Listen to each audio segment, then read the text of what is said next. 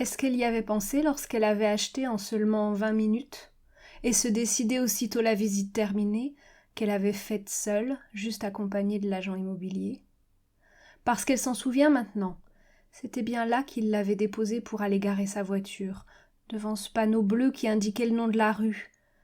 Là aussi qu'une fois la visite terminée, il avait appelé le propriétaire pour lui demander s'il avait une idée du coût des réparations de la toiture. Le bois côté mer, qu'elle avait trouvé bien abîmé, l'inquiétait. L'agent banalisait.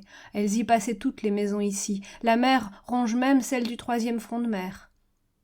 Au milieu du bleu de la plaque, l'inscription encadrée d'un trait blanc, elle avait bien dû la remarquer, tandis qu'il laissait sonner son portable qu'il avait mis en haut-parleur. Elle n'avait pas pu ne pas la lire, ou alors inconsciemment voir son nom et la faire surgir, elle, parce que la rue portait bel et bien son nom, à elle, l'héroïne du roman qui attendait d'être achevée, qui attendrait bientôt un éditeur. Cette jeune femme belle et fragile, sa coupe très courte qui lui donnait un air rebelle, et ses bagues de valeur, son mari pilote, les photos en noir et blanc qui accompagnaient les textes du blog et leur donnaient des physiques de stars du cinéma. Ce surnom qu'il lui donnait, Pierrot.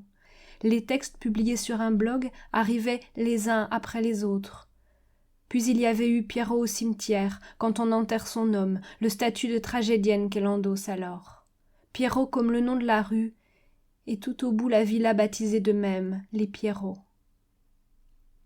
Est-ce pour cette raison qu'elle s'était sentie à cet endroit debout à côté de la plaque bleue, commentaire ami, comme parler un langage commun? Après avoir raccroché, l'agent immobilier avait demandé confirmation. Il voulait être sûr, d'autres visites étaient prévues, la cliente précédente venait de se positionner. Oui, elle avait dit oui. En 20 minutes, visite comprise.